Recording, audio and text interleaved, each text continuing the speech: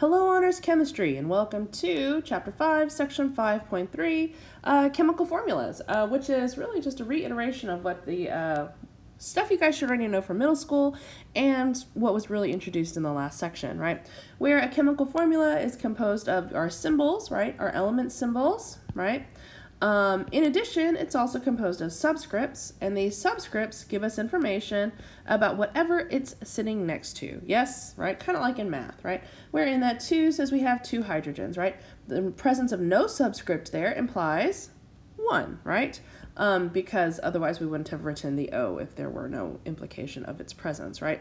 Okay. And then so for this one, right, the formula gets more complicated, but it's the same thing, right? Implied subscript of 1 for magnesium, right? Here, this is NO3. That whole of NO3 is in parentheses with a subscript of 2. What that means is we have 2 NO3s, right? And so what that means if we sort of apply it or distribute it, right, we have 2 nitrogens and we have 2 times 3, so 6 oxygens. Yes, does that make sense? Which is a total of 2 NO3s. Does that make sense? That's how we would read that. And this thing in parentheses, right, that's referred to as a polyatomic ion, which we will talk a whole lot more about later. But first, let's just make sure we can read the formulas as they're written and interpret what the numbers mean, okay? Okay. All right, next up, counting our atoms, right, just to make sure we can break this down, right? So this, again, applies to that potassium. So it says that there are 2 of those. The implication is that there's only 1 sulfur and there are 4 oxygen, yes? 2 potassium, 1 sulfur, and 4 oxygen. Here, right, this says we have 2 aluminum. Now, again, we have SO4 and we have 3 of those SO4s, right? So if we have 3 SO4, that means I have 3 and 3 of the O4. So I have 3 sulfur and I have 3 times 4, which is 12 oxygens total. Yes, does that make sense? All right, so that's just, the exact same way it works in math class.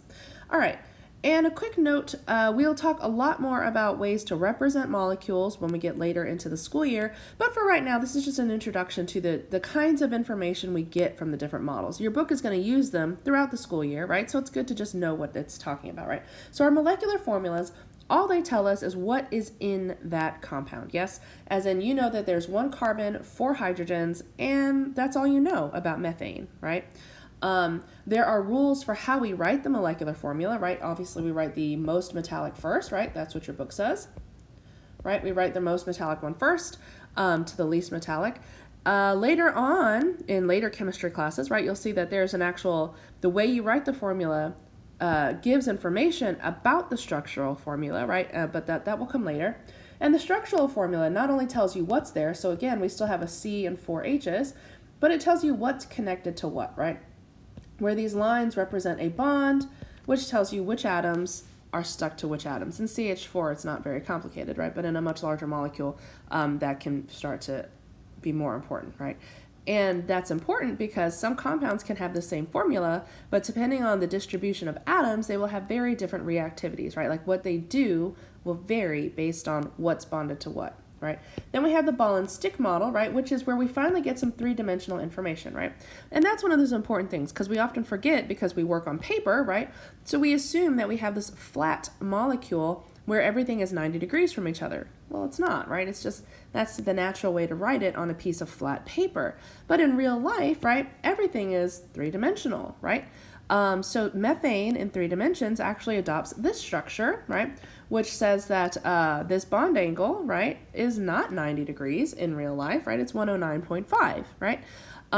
Which then means its shape in 3 dimensions is not flat. It's not a square or diamond, whatever you want to call that, right? But it's got this unique shape, and that unique shape becomes important for how one methane can interact with another methane, or how a methane can interact with another molecule, right? The space-filling model gives us also 3-dimensional information, right?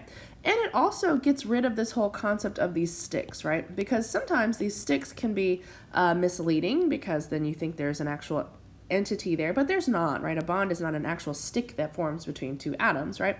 And the space-filling model also gives us a little more information about how big the electron cloud of the respective atoms might be in a given molecule, right? All of which, like I said, becomes more important later on in the school year. All right, that's all we've got for this one. Thank you for listening. Be good and stay tuned for further classifications of our pure substances. All right, be good. Bye.